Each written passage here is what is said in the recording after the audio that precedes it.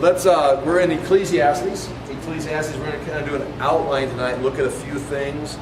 I don't want to say it's a difficult book, but it's a book that if you don't handle it right, you can let a lot of things slip through your fingers, a lot of treasures, a lot of insights. And so I want to be real careful with it. I've got on here, on your notes, 2 pages of notes, there's 3 charts on there. Those I just cut and pasted right off the internet. You can see I've got the links right there. Online, when these are online, those blue links will be live. They'll take you right to these sites. But what's interesting there is you can see 3 different, I don't want to say opinions, but different ways of dividing it up. If we all compared our Bibles, you know, the different breaks, the Bible breaks probably wouldn't match. Sometimes, you know, some people put the break and say they're talking about money here, and over here they're talking about other people, those verses will overlap or they'll insert a different category. So there's the different ways of breaking this down. There's not like a divine there is a divine outline, but just like so many things, we don't necessarily have the exact outline. How does it break? So if you want to, let's just look very quickly at the bottom of the first page there. There it says Ecclesiastes, life is vain, or is it? That's kind of one of the themes of the book, is meaningless. And I guess one thing I think that we're going to see, that I anticipate to see in this, and a lot of times when you anticipate to see something, that's what you see, is that Solomon, or the writer, again we talked about the writer is Koheleth, which means the one who calls the assembly. An easy translation, but weak, is teacher or preacher.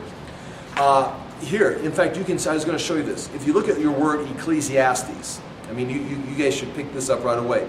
It's the Greek word which means assembly or call the assembly. Or in Koheleth means the one who calls the assembly. That's the Hebrew word. Ecclesiastes is the Greek word for the Hebrew translation of Koheleth. What do you recognize that word? What does it look like? You do recognize this. If you go to the New Testament and we start studying the word church, church is a translation of the Greek word ecclesia. Right? You're familiar with this, right? So ecclesia, right there. Ecclesia, which means the assembly, the called out ones. That is what ecclesia means. When Jesus says, I will build my ecclesia, he's going to build his called out ones. And in the Greek, the word ecclesia means, like if you were all a community of people, say you're West Des Moines, we would choose those that were going to be on the committee for, you know, the water department. You know, we choose you, we choose you, we choose you. The called out ones are going to be on this group or this committee for the whole assembly. The called out ones out of the assembly. And so when Jesus says, I'm going to build my church, he's saying, I'm going to build my group, I'm going to call my people out and assemble them into, we call it church. We have church buildings, we have church. And again, this is it's a Greek word with a lot of history, a lot of meaning behind it that just gets so diluted, it's just natural, diluted when we show up for church on Sunday. And church is what? Well, it's the day you dress up the best, you know, you have the music, you have a service, you know, you watch the football game after church. It's like, yeah, that has nothing to do with the Greek meaning of the word, except you got a group that assembled together. They were assembled for a purpose, and a lot of times they were assembled for a purpose of serving the community that they were called out of. But anyway, that's the word ecclesia. It means assembly, and that's what you see right here. Koheleth is the one who calls the assembly. He's the one who organizes, calls the assembly. We translate, like we said last week, teacher, preacher, because you call people for an assembly to dispense them with information or wisdom or preach to them. But Koheleth is the one who calls the assembly, almost as if Jesus, again, when you tie what he says in Matthew, when he says, I will build my church, Jesus almost is stepping in and saying, I am Koheleth, I am the one who's going to call the assembly, and we're going to have a meeting. Again, I'm not making a connection there at all, but it's very similar. So anyway, that's the word Koheleth, and that's where we get our word Ecclesiastes from. Now, what I was going to say, what I think we're going to see in here, and because the meaningless, vanity is the theme throughout this, I think we're going to see mankind, and Koheleth, I was going to say this, Koheleth at one point is going to say Men are no better than the animals, or they're like the animals. They live, they die, they don't see anything. Who knows what happens to them? Now, it sounds, again, as we go this, it depends on how you approach it when you get there. Is Solomon considering evolution? Is Solomon losing his faith? Or is Solomon simply saying, man, and this is kind of where I'm going to go with it, and I may change as we go through this, is man is on this side. He cannot see, he's blocked off from the true reality. He's over on this side. Even Paul says we live by faith, not by sight. Because with what we see, if really all the world is what we see, then the secular humanists have it right.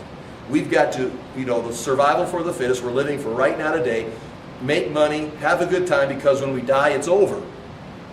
So we're no better than the animals. Who knows what happens? Well, Solomon clearly knows what happens a little bit because he's seen God himself. He's built the temple. But he's talking about in man's state, in man's natural state, he's blocked off. He cannot see beyond the natural realm. And that, unless you've been visited by an angel or had a vision, we are blocked off. We can test certain things. We can argue about evolution. We can argue about how creation came about. But we use the Bible for a reference to the bigger picture.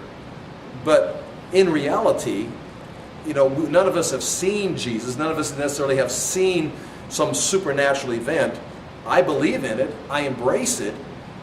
But Koheleth is talking about man over here. And so he's facing, listen, if you look at it this way, it's going to be vanity. Who knows? He's going to talk about, when you're going through here, he's going to talk about oppression. It's like, life's not fair. How can this be? Well, he says, yeah, but we don't know what happens. We don't know what happens after you die. Meaning, it even goes almost into the Greek philosophy that because life is so oppressive and life is not fair, that's one of the proofs of there must be something behind the curtain. Because even nature is balanced. Mathematical formulas have to be balanced. There has to be equality to help for creation to continue. There has to be some kind of balance. And sometimes in society, sometimes in culture, sometimes in a man's life, it's not balanced. The good die, the wicked prosper, oppression isn't dealt with, there's injustice. So humanity's not balanced. So that means, if we're going to take that concept, there must be something beyond what we see. So it's almost philosophical in the sense that we don't know everything. So yes, indeed, it is vanity for man, but realize you need to start thinking about the fact that it's not vanity, that it does have a purpose, that things are going to balance out. So instead of saying, I'm going to get my share now, I'm going to be abusive now, I'm going to do what I need to survive now, is think, God is going to hold you accountable for every decision you make. If it's good or bad, if it's done in public, if it's done in secret. He's going to say that. So it's like, before you start jumping into the vanity cycle, maybe you want to think, it's not vanity. It will be equalized. So what you sow, you may not reap today, but what you sow, you will reap. There's going to be a harvest. So again, be careful when we start just throwing this off, say, Solomon lost his faith. Solomon or Koheleth may be looking at life from the man's point of view, say, okay, if we look at it from here, this is what it looks like. But let me tell you, that's not all there is. There's something here. And he's going to eventually say, there's no end to discussing the things that are over here. And then he's going to say there's no end to writing books. Because it's like, once you start talking about these things, you can never, our human experience over here is limited. So we can keep talking about over here forever, and at the end, you still don't know what you're talking about because you've never gone there. You're just talking in circles, an endless circle. And so have enough wisdom to realize, okay, we're done speculating. You can spend all your life over here speculating about what's on the other side of the curtain. So let's just focus here and realize, basically what he says, let's live by faith and not try to solve all the problems, because we don't even understand what's on the other side of the curtain. We live by faith, we do what's right, knowing God will hold us to account. How that happens, I don't know. When that happens, I don't know. But I know it's going to happen. So eat, drink, be merry today, and do what's right, because Judgment Day is coming. When, where, how? Stop asking questions. That's basically what it is. Stop asking questions. We don't know the answers. And it's kind of frustrating. You can almost hear the frustration in the teacher's voice as he goes through this, because he wants to, if you go back and read about Solomon, he wrote about the plants that grew in the wall. He wrote about all the animals. He wrote about everything. He had the economy figured out. If it was physical, he figured it out. If I can figure out the economy of Israel, I figured it out. If I can figure out the plants, I figured out how to plant. He's got gardens. He's got vineyards. I've got the best wine. He got the best women. It's like I've got everything figured out. Well, what about... Okay, now we're talking about things I can't figure out, and I've tried. He's saying right here, basically, I tried to figure out why there's oppression and we can't get rid of oppression. I tried to figure out why some men are good and then they get these things and they die young and they never get to experience them. What is this all about? I don't know. So, I mean, Solomon realized, I think, or at least Koheleth, as he's speaking here, realizes limits. Okay, with that brief introduction, let's just look at the bottom chart just so we get this person's view here. It's from Words of Grace. Chapter 1, verses 1 through 11, life summarized, all is vanity. I'm at the bottom of page 1. Then verses 112 through chapter 6, so the first half of the book. Vanity is proven from experience and by observation. The author's going to say his thesis statement is life is vain. Then he writes 6 chapters about, yep, you see, life is vanity. There's no point to it. And then here's vanity counsel. And then he spends the next chapters 7 through 12 saying, now, if you think life is vain, you still need to live wise. And he gives some wise advice, and we'll talk about it. It's a definite break between chapter 6 and chapter 7, with early on kind of complaining and discussing, and I don't think he's completely hopeless in those early chapters, but he does make a break, and in that second half he starts dispensing wisdom again, saying, okay, if this is the way it is, this is how you should live. And then the very last, the conclusion here, life concluded, fear God and obey Him, which kind of matches, instead of it's not necessarily a blind faith, but it's a realization that we are living in a vain world, that if you're not careful, you're going to get sucked into vanity and live immoral. You're going to live foolish. You're going to live for today, and after you live and die, you're going to appear before God, and He's going to judge you for these things, and you're going to say, I didn't know there was a judgment at the end. Well, He said, I'm telling you, you may not understand it, you may not know where, when, or how, but there will be an evaluation. So, the best you can do today is fear God and obey Him. And then there's some breakdown underneath that. The next chart on the second page, you've got the book broken into 2 parts. The exploration and the exhortation. And again, that's similar. And again, you can see that break between chapter 6 and 7. Early on, he's talking about all is vanity, the vanity of doing and the vanity of having. Meaning, no matter how you live, no matter how much you've got, it slips through your fingers. You can't ultimately find all the answers in the things you do and the things you have. Then the exhortation. Well, because that is true, because chapters 2, 3, 4, 5, and 6 are true, that you can't find fulfillment in this vain world, then you should have the exhortation in your vanity of being and using life well and the source of true living. So again, there's the explanation of life's inconsistencies, which I think is going to go back and say it's inconsistent here because you're only seeing half of the image. There's a whole other picture that we can't see taking place. And so when we say life isn't fair, life is vain, life is inconsistent, no, it's not. Because the Creator is just, the Creator is fair, the Creator is balanced. He is righteous and upholds righteousness. So in the end, no one's going to be able to stand and say life was inconsistent. It's going to be, no, it was exactly what it was supposed to be. Now again, we can't, and this is where some people get in trouble, they try to explain everything. Why did this happen? And well, that evil thing happened in that person's life because, and then they begin to give all these reasons why. And it's like, well, then that evil thing happens to this person over here. That's a completely different person. Well, why did it happen to them? Because, this person lived immoral, they were on drugs, they had a bad history. Well, that happened to this person over here too. So were they on drugs and living immoral too? It's like, well, no.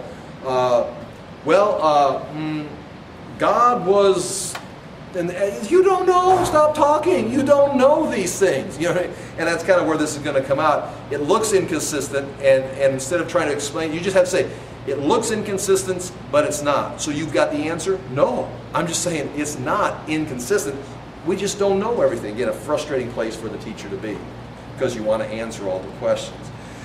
And then the very last one, it's got, of course, everything starts with the introduction. Then it's got the investigation and the discovery. So that's interesting because those early chapters is he's talking about his experiences, things he's seen, and things he's tried to solve. In fact, he's going to introduce the book that way. We'll try to get there tonight. Right there in chapter 1, verse 13, it's got that reference there on that third chart. I set my mind to seek and explore wisdom. And again, if this is Solomon, he did. He measured and studied the plants. He measured and studied the economy. He measured and studied everything. But all of a sudden, he gets to a place where it's like, I can't measure and study this. I cannot write enough books about things I don't know. And then the admonition, a warning to the young, a picture of old age, which is a very fun chapter to read through unless you're old. And then the conclusion of the matter, again, fear God and obey Him because someday you will face Him. So you kind of see the consistency there. Okay, let's go to the start of the book and the start of the outline I've got broken down here. And I'm not going to exhaust the text, but I do want to kind of skim through the text and kind of get a look at this. So at the beginning of Ecclesiastes, chapter 1, verse 1, it says, the words of the teacher, or Koheleth, the one who calls the assembly, son of David, king of Jerusalem. Again, we talked about this last week. It's pretty clear this is Solomon writing, or Solomon's experience. It may be someone writing for Solomon or using this Koheleth, may be a writer that's summing up Solomon's works. Again, I'm just presenting. I don't have a yes or no answer on that. The easy answer is Solomon's writing all of this, but the way it's written, it almost sounds like someone is writing from an outside position looking in at Solomon. Solomon could have done this himself and call himself Koheleth, or it could have been someone writing and taking all of this information. Here's the thesis statement. Verse 2, meaningless, meaningless, says the teacher, or Koheleth, the one who calls the assembly. Utterly meaningless. Everything is meaningless. Okay, and that's a good place to start. I don't think that's the conclusion of the book. But again, he's making... One thing you got to watch with this is the writer of this, is he abandoning himself to these statements? Is he, when he says meaningless, meaningless, has he reached this point of frustration in his life where he's just walking away from life, everything is meaningless? It doesn't look like it. It's almost like here's the thesis statement. Now I'm going to try my best to resolve that and solve that for you. Not so much, if really, my point, if this writer, Solomon or Koheleth, actually had hit that wall of meaninglessness, there would be no book of Ecclesiastes. He would have stopped writing. There's no point in it. He's been dealing with this, like I say, he's looking at life and it's like, okay, looking at it from this side, I'm looking at it, I see meaninglessness. There's no point. Nothing works out the way you thought it would. It's not fair. There's oppression. It's meaningless. Okay, so verse 3, here's he kind of begins now. I've got this at point A at the top. These are Koheleth's thoughts. He says, what does man gain from all of his labor at which he toils under the sun? What he's doing now is he's putting a foundation underneath his statement, meaninglessness. Well, what do you mean it's meaninglessness? Well, what I mean is I've seen people work and gain stuff, and at the end, they still die. I mean, nothing. What does it do? What good is life? Generations come and generations go, but the earth remains forever. The sun rises and the sun sets and hurries back to where it rises. Meaning, there's that cycle of vanity. It's like another day. It's like, what was the point? What did we accomplish yesterday? Nothing. We worked, we got tired, we went to sleep, and we do it again today. You probably had one of those jobs at some time in your life where you felt like that. It's like, I worked all day, I come home, I'm exhausted, I go to sleep, I get up, I eat. Why? So I go back to work, so I can come home and go to sleep, so I get up. It's like a kid working at a fast food place. It's like, I remember asking them I used to work at fast food places even when I had a family, just to make money. I say, well, why do you work here? I got a car payment. Why do you need a car? So I can drive to work. Hey, I can solve your problem. You want to stay home and watch more TV? Don't go. You have a job and don't have a car. Just sit at home. But it's like there was a cycle of, and to them they wanted the coolness of having a car so you could drive to work and have a job. It's like, but that's the teenager. But really, you step back and look at my life. It's like, it's a lot like that. It's just this. What do you call that? A gerbil on a spinning wheel. Anyway, the sun rises, the sun sets, and hurries back to where it rises. The wind blows to the south, turns to the north, round and round it goes, ever returning in its course. All streams flow into the sea, yet the sea is never full. I mean, and we understand all this. To the place the streams come from, there they return again, which some people try to make a big deal about that as far as evaporation of the water cycle. All things are wearisome, more than one can say. Meaning, he says, I'm expressing this right now, but he says it's worse than I can even express, the vanity of life. The eye never has enough seeing. When is your eye ever full? Nor the ears full of hearing. Your ears just keep working. What has been will be again. What has been done will be done again. There is nothing new under the sun. You're not going to do anything today that's never been done, or feel something that's never. Now again, when we start going to the moon, we start talking about creating certain iPads or whatever, brand new. Okay, that's new, but something like that's already happened. For example, when we talked about the cuneiform going from being on tablets to being on cylinders, that was a big advancement. So there's. Okay, what has been and will be again, what has been done will be done again. There is nothing new under the sun. Is there anything of which one can say, look, this is something new? It was here already, long ago. It was here before our time. There is no remembrance of men of old, and even those who are yet to come will not be remembered by those who follow. In other words, you can't even say, well, that's never been done before, because there's been generations before you, and they may have done it. We just forgot what they have done. And again, I think there's more of a truth to that. This, I think, is a philosophical argument. I don't know if you want to make this as far as statements of doctrine, because I think, we have advanced as far as certain technologies, but at the same time, there's a lot of things that we have forgotten, people of other generations. We think we're the smartest generation, most advanced generation. I mean, you got to realize there's a lot of things happening back there, and he's making the statement. You can think that, you can say that. No one's had electricity until the 1900s or whatever, but it's like, you sure about that? Well, from what I got in my history books, right, but you weren't there. You don't know what they had, because we've already forgotten those people, and you'll be forgotten, and the people that are coming will be forgotten by the people that come after them. There's no point. It's just this endless circle. So again, all he's doing there is he's made his thesis statement meaningless, and now he's given you, I would not want to be in a room and raise my hand and start arguing with him right now. Say, well, I think I can find meaning. No, he says, your ears never full, your eyes never full, the sun just keeps going around in a circle. It's like nothing ever stops. I mean, I think you'd get, his argument is he's trying to build a case for his solid argument. Okay, so now that's his point, chapter 1, verse 12. If you look on the notes here, now comes the autobiographical introduction. Now he's going to introduce himself. He's introduced his thesis statement. He's built a foundation under his thesis statement with all kinds of examples, from the sun to the ears to the rivers to human history. Now he's going to say, this is me. And this is verse 12, and it actually continues after he introduced himself up through verse 13 up through 26, where he begins his quest. Verse 12. I, the teacher, or Koheleth, was king over Israel in Jerusalem. I devoted myself to study and to explore by wisdom all that is done under heaven. Again, that lines up with what we see in the historical books of Solomon, researching and writing and exploring, sending out ships to explore and bring back all kinds of animals and spices and treasures. People are coming to hear Solomon teach from other countries. So he devoted himself to study and to explore. And again, I'm going to say this. This book is about the things he could not finish. He finished his book on plants. He finished his book on Israeli economics. He finished his book on all the books that he's written. He finished the book of Proverbs, if you want to say that. But he's going to get to this point right here. These are the things. I started the book. I titled the book. I did the introduction, but I can't finish. I don't know these things.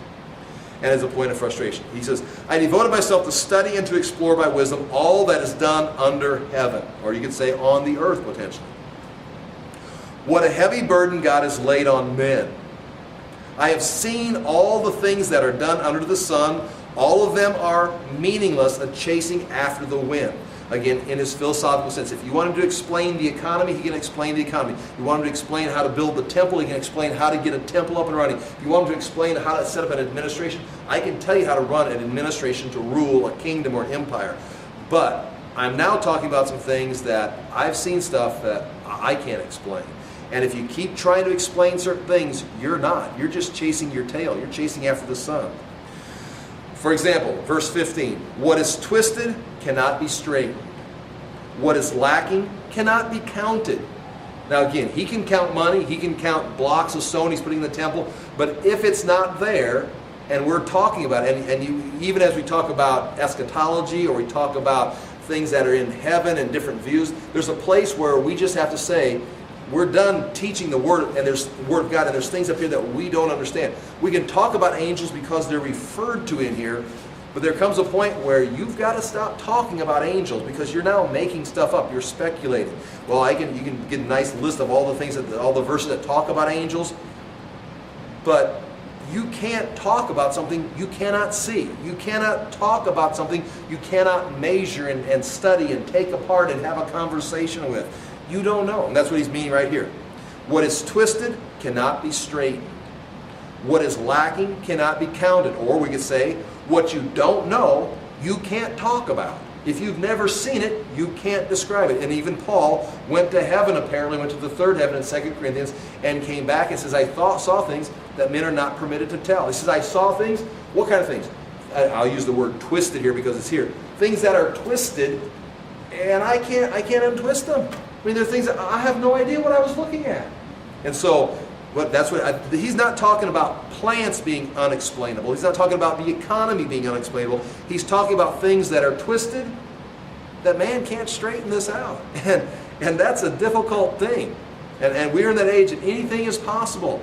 But there are some things that God has twisted that you will never straighten out. There are things that are missing in our human experience that you can't count because they were never placed in our experience. They're not here. We need this. You're never going to find it. I thought to myself, look, I have grown and increased in wisdom more than anyone who has ruled over Jerusalem. You hear the teacher's frustration. He says, look, I am the smartest. I've written more books. I've done more research. I've sent out more exploratory teams, brought back more information. I've got more fact-finding teams. I've got statisticians. I've got research projects going. There's nobody like me. I can do this. He says, look, I've grown and increased in wisdom more than anyone who's ruled over Jerusalem before me. I've experienced much of wisdom and knowledge. Then I applied myself to understanding of wisdom and also of madness and folly. But I learned that this too is a chasing after the wind. With much wisdom comes much sorrow. The more grief, or the more knowledge, the more grief. The more you study, the more you realize, I'm not going to figure this out. Well, let's go. And you just keep exploring. The further out you get, the more you realize, I'm beyond my capabilities. And so Solomon, it's one of those lives where, and that's why I think for some people, I know it's for me sometimes this way, I keep studying and doing things. But I like that where you just you stop thinking. You stop, I'm going to mow my yard, I'm going to order a pizza, I'm going to watch a video, and I'm going to go to bed. I'm going to get up the next morning, I'm going to water my grass, I'm going to take my grandson around the block on his bicycle, and Grandpa, what is that? Well, I don't know. What do you think that is? It's like, just stop asking questions. And with a 3-year-old or any kid, it's like it's nonstop wanting explanations. And I like it when they ask. I like it when you ask questions. Well, here I can give you an answer. But 3-year-olds don't always ask questions that you can answer. It's like, and if I can't explain it to you. It's like, and so what he's saying right here, I think he's expressing that in a different, or he's saying the same thing but on a different level. With much wisdom comes much sorrow. The more knowledge, the more grief. The more you realize that is out there, the more frustrating it becomes, because he's eventually going to say, well, let's keep reading. Now, verse 2, or chapter 2. If you look at my notes here on point C, I got my lettering mixed up here, didn't I? Capital C, little letter B. Pleasure is the source of meaning, or pleasure as the source of meaning. And that's how we're going to talk about now in verses 1 through 11. I thought to myself, come now, I will test you with pleasure to find out what is good, but also prove to be meaningless. Laughter, I said, is foolish, And what does pleasure accomplish? I tried cheering myself with wine and embracing folly. My mind still guiding me with wisdom. I'm on an experiment here. Bring me another glass of wine. I'm doing an experiment. I wanted to see what was worthwhile for men to do under heaven during the few days of their lives. I mean, he got to that point of frustration. So let's go ahead and stop researching. Let's go have some fun. I undertook great projects. I built houses for myself and planted vineyards. These are all things he could do. I made gardens and parks and planted all kinds of fruit trees in them. I made reservoirs to water groves and flourishing trees. I bought male and female slaves, and I had other slaves who were born in my house. I also owned more herds and flocks than anyone in Jerusalem before me. I amassed silver and gold for myself, and the treasure of kings and provinces. I acquired men and women singers. Now that's probably where you think about the Song of Songs. That may be part of where Song of Songs come. I acquired singers and songwriters, and they collected songs for me. And we could add that possibly right there. And a harem as well. The delights of the heart of man. I became greater by far than anyone in Jerusalem before me. In all this, my wisdom stayed with me. Again, he's not bragging so much as he's saying, I am the man. I've built it. I've owned it. I've seen it. There's no one like me. And yet I am the one who's writing this book saying, I can't understand it. I denied myself nothing my eyes desired. I refused my heart no pleasures. My heart took delight in all my work, and this was the reward for my labor. Yet when I surveyed all my hands had done, and what I had toiled to achieve, everything was meaningless, a chasing after the wind. Nothing was gained under the sun. I've just got a bunch of stuff. What did I do? I rearranged some rocks. I got some people organized. I've got fruit trees growing, and what's changed? Well, I've got to water the fruit trees. I've got to get more servants to take care of this because the fruit trees I've got fruit coming in. It's like, there's no end to this. So then he concludes here, with his pursuit of pleasure and all these possessions, wisdom and folly are meaningless. When I turn my thoughts to consider wisdom and also madness and folly, what more can a king's successor do than what has already been done? I saw that wisdom is better than folly, of course, just as light is better than darkness. The wise man has eyes in his head, while the fool walks in darkness. But I came to realize that the same fate overtakes them both. So now in verse 14, I think it's on the notes here. Yeah, right there. We're now going to be talking about all the things. He now begins to move into that area of things you can't control. Death is the great equalizer. So this man was wise. He lived a wise life. This man was foolish. This man lived his life in light. This man lived his life in darkness. Okay, so what's the point? Well, he says, the wise man, it says in verse 15, or middle of verse 14, I came to realize that the same fate overtakes them both. Then I thought in my heart, the fate of the fool will overtake me also. Meaning, I'm a wise man. I'm the one writing the books, doing all the research, and I know that this man is a fool, and he's going to die and perish. Oh my gosh. I'm going to die and perish. Meaning, no matter how foolish he lives and no matter how wise I am, we both have the same fate. So that's right there. It's like, explain that. Well, eventually he's going to say, I think there's something going to happen beyond death. Then I thought in my heart, the fate of the fool will also overtake me also. What then do I gain by being wise? I just spent more time working, organizing, laboring. I said in my heart, this too is meaningless. Being wise, what is the benefit? It didn't overcome death. For the wise man, like the fool, will not be long remembered. In the days to come, both will be forgotten. Like the fool, the wise man too must die. So now he's talking about leaving a legacy where people remember all the great things. Now, of course, because of the scriptures, we remember who Solomon is. But yet, do we? I mean, we've got references to him, but we know a little bit about him. Of all the great things he's done, the things he said right here, we know very little about what he's accomplished. I mean, like for the temple that he built, nothing remains of that. I mean, we think we may have found a few stones or something, a part of a wall. But it's like, all the great things Solomon did, if it wasn't recorded here in the scripture, the great, I know how many guys like Solomon have come and gone. I know Jesus did say no one was wiser than Solomon or dressed better than Solomon. But there's been other wise, great kings in other cultures, and they're gone, they're lost, and other great, wise people.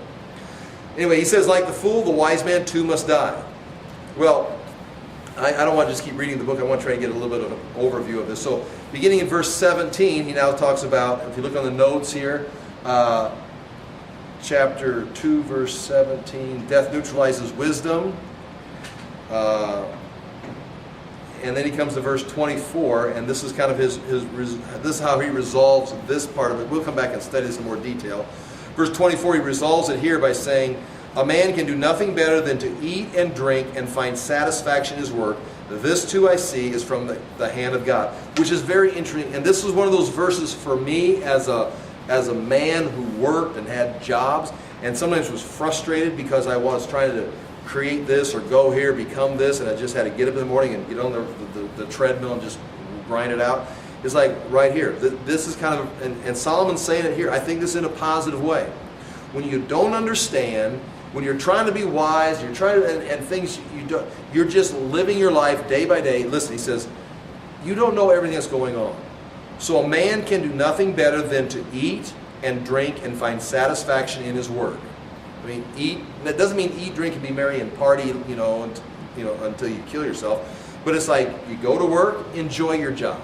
When you come home, you get something to eat, enjoy your meal. If you lunchtime, enjoy your lunch. Enjoy what you're doing. He says this, and find satisfaction in his work. He says, this too I see is from the hand of God. If you can somehow, in this meaningless world of this treadmill life, of the sun coming and going, the water just continues to go to the oceans, you're one of those people. You're going to live and die and vanish from history, and no one's going to remember you. Well, you can get all bummed out about it, and what's the point of life, and there's no meaning. Or you can say, hey, I am here today. God has placed me here today. I don't understand these things, so I'm going to get up. I'm going to go to work. I'm going to do my job. When I get something to eat, I'm going to enjoy it. I'm going to get a Coke or something, enjoy the Coke. It's like, that's what God has given me. I can taste the Coke. I can enjoy my job. I can enjoy being productive and creating something, so I'll do that. It's like, well, you shouldn't be having fun in life. Well, this is what God has given me. I can't have fun in eternity. I don't even understand the spiritual dimension. I can't answer why there's oppression, but I can say, that was fun today, and I'm going to get to do it again tomorrow. It's like, that is, again, in other words, saying, enjoy. You are living in a world, you can call it vanity if you want to, or you can embrace it and enjoy the part that you do understand. I think man is very complicated. There's many things that we don't even understand as far as the soul and eternity, but we do understand this world we live in, the things we touch, the things we experience. It's like, well, do it. Explore them. Develop them. I'll read it again. A man can do nothing better than to eat and drink and find satisfaction in his work. This too I see is from the hand of God. For without him, who can eat or find enjoyment? Now again, some people would say that's negative. You shouldn't enjoy life. You should be a Christian and be suffering. Now I believe in suffering. But I think the suffering comes not in self-afflicted wounds. It comes from, like we talked about, persecution. When you're testifying and the world of vanity is oppressing you for saying there's something bigger and better, they're bringing you persecution. That's the kind of suffering. Jesus suffered that kind of persecution. Jesus didn't go around and just make his life miserable. Jesus enjoyed, I think, his life. I mean, they accused him of having too much fun at different times. So there's nothing Christian, there's nothing super spiritual about beating yourself up and being miserable all the time. And sometimes people get into that. But there is something to be said for suffering for the sake of Christ, but at the same time being able to enjoy your life. For without him, the writer says, without him, who can eat and find enjoyment? To the man who pleases God, God gives wisdom, knowledge, and happiness. And I think that can be explained to the man who pleases God. If you are looking for God and willing to live your life before God, you will find pleasure in your life. And you've met people like this. You've met people who were discontent with God. They were discontent with life. They hated their job. They hated everything. And they just continued to just spread discontentment through their life. But they rejected God, and that continued through their life. Where you find people that accept God, they accept their place in life, and all of a sudden they start enjoying the sunset. They start enjoying, when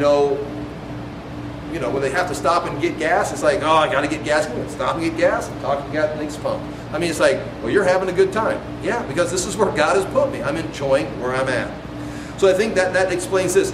To the man who pleases him, has faith, God gives wisdom, knowledge, and happiness. And that's not like the supernatural knowledge. That's just knowledge and wisdom to enjoy what you're doing. Relax, have fun. But to the sinner, the discontent who doesn't please God, who rejects God, he gives the task of gathering and storing up wealth to hand it over to the one who pleases God.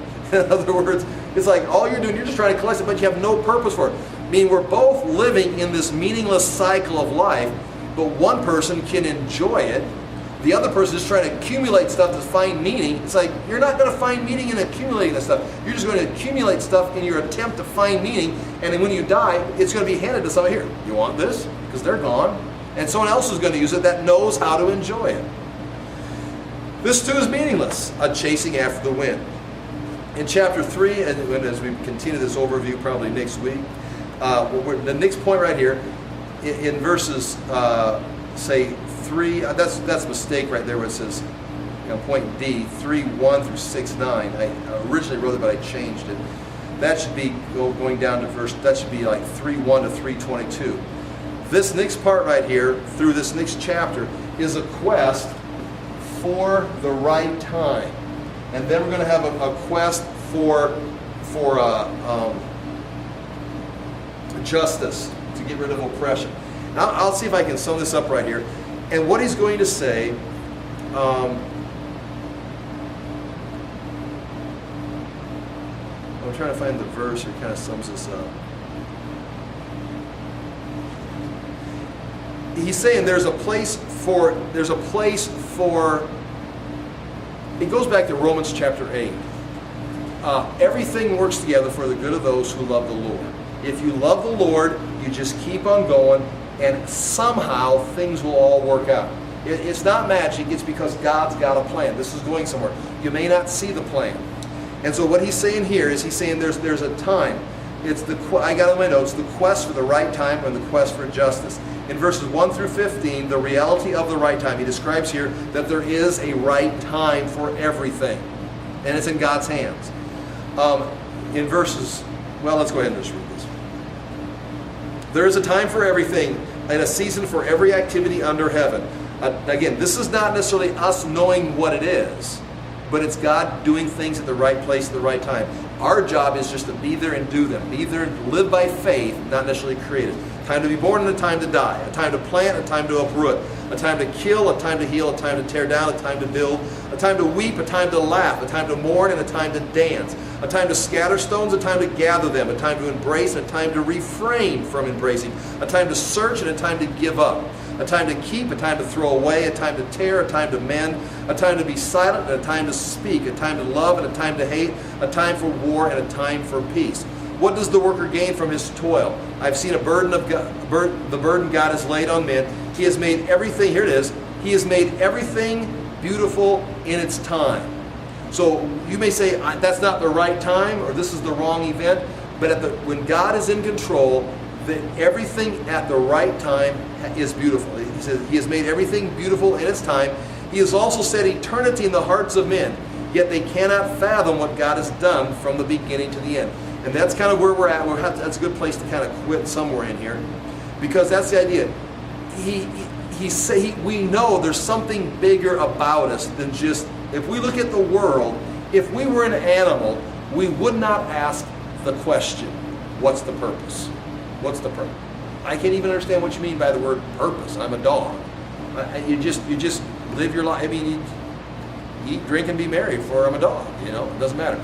But man begins to ask these questions. There's got to be more to life than eating and rolling in the grass and sleeping all day and then barking all night. It's like, what's the point?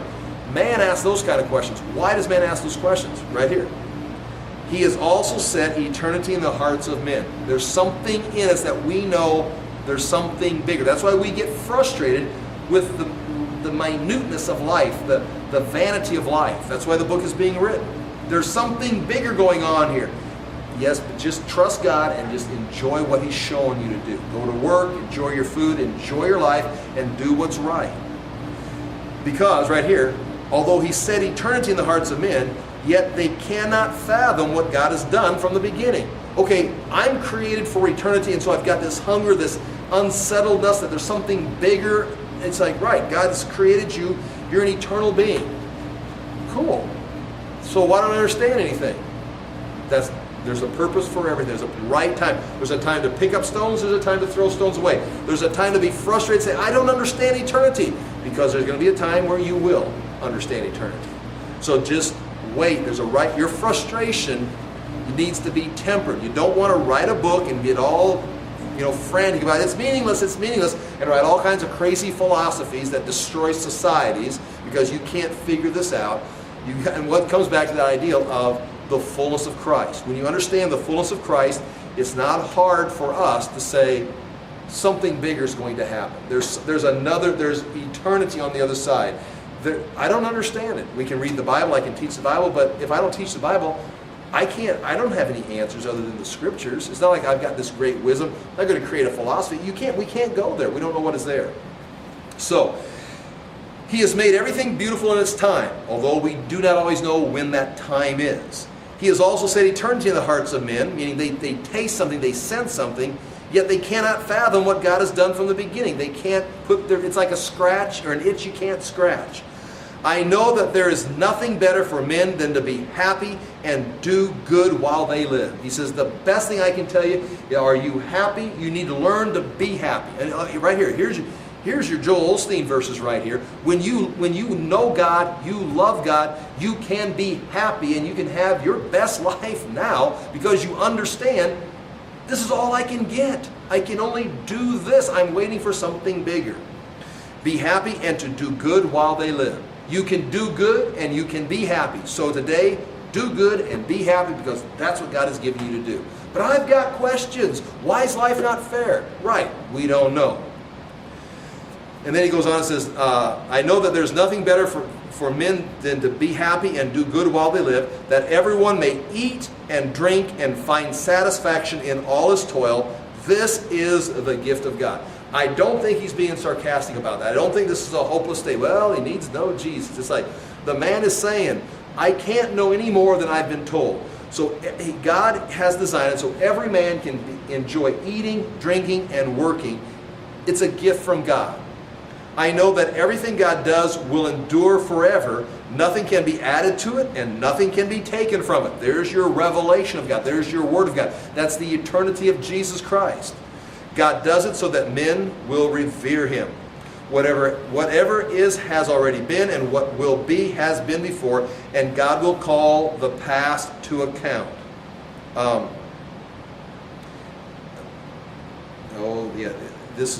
I'm going to quit because I'm running out of time. But I'll end with, I'll pick this up and we'll talk more about this obviously.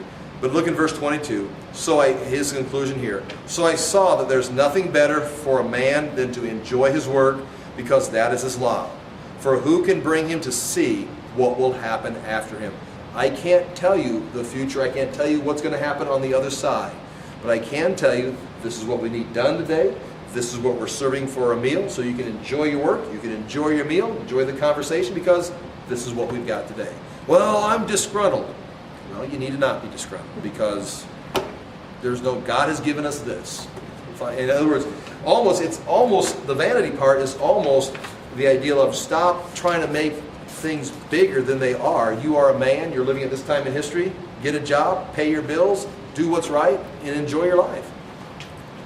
Well, what about, and of course, we can go off on, what's right and what's wrong and spiritual salvation, all that.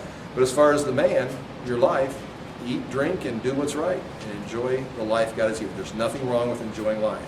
So again, you can see how they can go negative real fast, but I think Solomon's looking at the negativity saying, yeah, I know what it looks like, but there's something bigger here. This is all we see. So stop calling this negative. Stop saying this is oppressive. Stop saying this is vanity, because just because it looks vanity, just because it looks like it's oppressive, doesn't mean it is. Just enjoy. Trust God and engage in life. Trust God and live life. And that's for me. That was a huge thing to learn, because when you start being religious, you start being Christian. For me, at least, you try to fall into that Christian pattern, the religious mode, and it just got so oppressive. It got so. Christians got to be like this, and Christians got to do this. It's like, what? It's like, eventually just walk away from that whole religious mess and just say, hey, I'm going to find the Creator. I'm going to find the Savior, and if and ask some questions. And life kind of taught me some of those things, as it has probably you too, of just that feeling of being in the treadmill. What do you call that rat cage? What's that wheel called? The spinning wheel. You get a gerbil running on it. What's it called?